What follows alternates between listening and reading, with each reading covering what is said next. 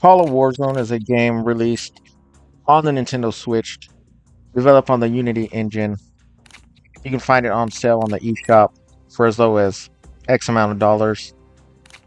This game is one of those first person shooters that can draw comparisons to other franchises we know and love. It has 5 stages. There are no names for these locations. It simply says location 1, 2, 3, 4, and 5. There are 3 game modes: Team Deathmatch, Free for All, and Gun Race. Although you have to reach a certain level to play Gun Race. There are no loadouts. Instead, there are a list of primary weapons, secondary weapons, and calls. And each weapon or call would have to be unlocked at a certain level. You gain experience throughout matches. The more kills, the more victories, the more experience you gain. As you can see, we start out at level 1. And these calls are more like score streaks or kill streaks. And they each have a different ability that'll be useful in battle in order to get more kills.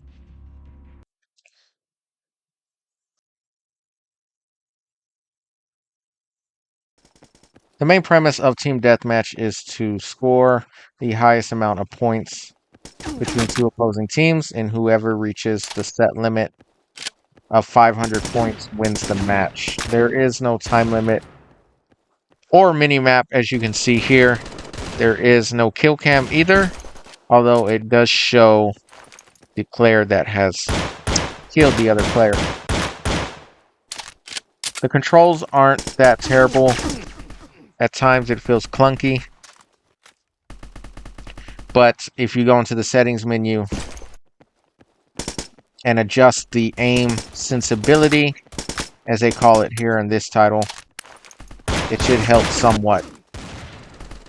The controls are very typical: aim, sprint, reload, change weapon, and you can even crouch, but you can't jump. For some reason in this game, sprinting feels superior. It feels like you're able to get more kills for some reason. I'm not sure why. Maybe it was my playstyle. But I found sprinting in this game a lot better than walking. And obviously it's more faster to move around the map as well. Without a mini-map, that means that you don't know what's going on. This would be equivalent to hardcore. Although it is not hardcore, because there is still your weapon HUD in the corner as well as the scoreboard up top. Enemies are outlined with a red border, and friendly fire is on naturally by default. If you look at these locations, they're very generic. One location is a desert. Second location is in an urban setting. The graffiti on the wall is English, so this could be anywhere. There is a point in time where if you do look at the scoreboard, the names of the teams are actually Delta and Recon. So we can assume that this is American US military. The weapons are legit. The developers actually invested time in designing weapons based on real life weapons, such as the MP9, AK-47, the Remington model shotgun. And the score streaks, or the calls, as they're titled in this game, are actually based on real life abilities as well. Mortar strikes, precision airstrike, UAVs, and human operated drones, as well as mines. Again, sprinting feels somewhat superior. Don't know how I managed to get a headshot there.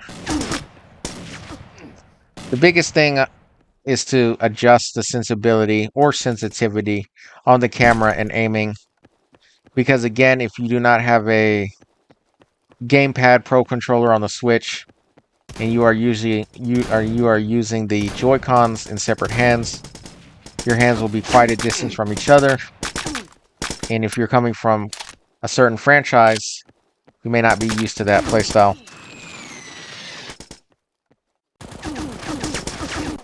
Team Deathmatch seems to go by faster than free-for-all.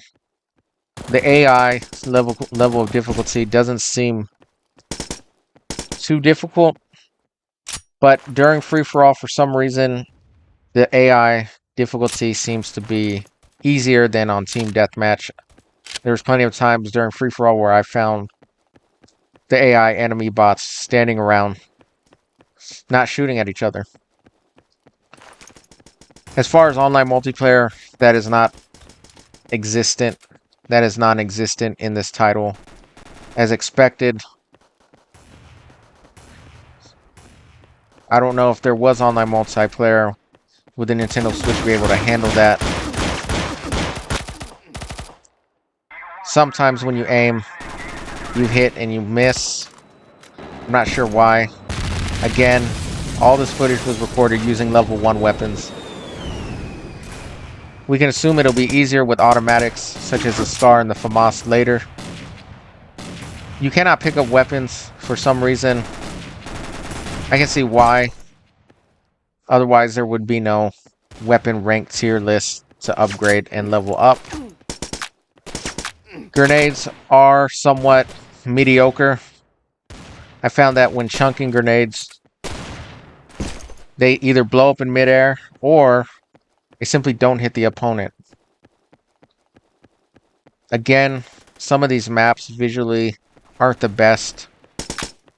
Although, for being a title developed in Unity, I guess you would say it's decent.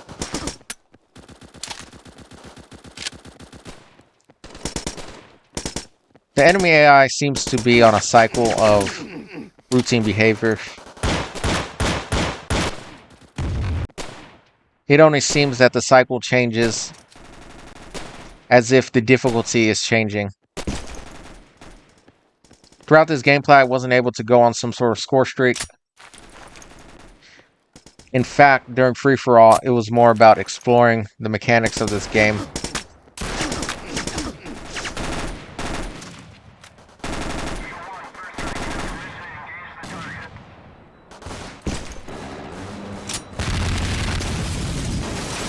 There are no type of abilities or perks, such as refilling ammo or concealing your visibility.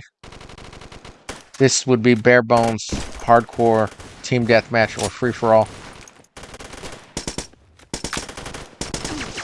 Speaking of throwing grenades, you know, I'm lucky if I even get a kill with a grenade. Grenades in this game seem more of a prop than doing actual damage. And I think we did get somebody right there, if I'm not mistaken. Somebody's grenade did. The maps are from small to mid to large.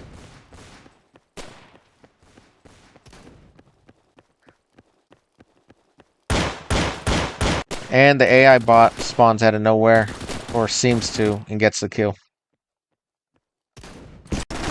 But, as with every game, there are bugs. And at one point during one of these stages, I happened to respawn in the middle of nowhere. As you can see, spawning on the side of the building, on top of a balcony, shooting into what is a backdrop, into eventually the abyss. Again, for an indie title on the Nintendo Switch, this game offers 5 different stages, 3 different game modes, a weapon tier rank, level up system, no online multiplayer, a bare bones first person shooter. At the very least, with mediocre mechanics. You know, Call of Warzone is one of those indie titles that may seem the best option available in a shop with not many options. Thanks for watching. Hope you guys enjoyed this video. Subscribe if you're new. Leave a comment. Tell me what your thoughts on this game are. See you next video, guys.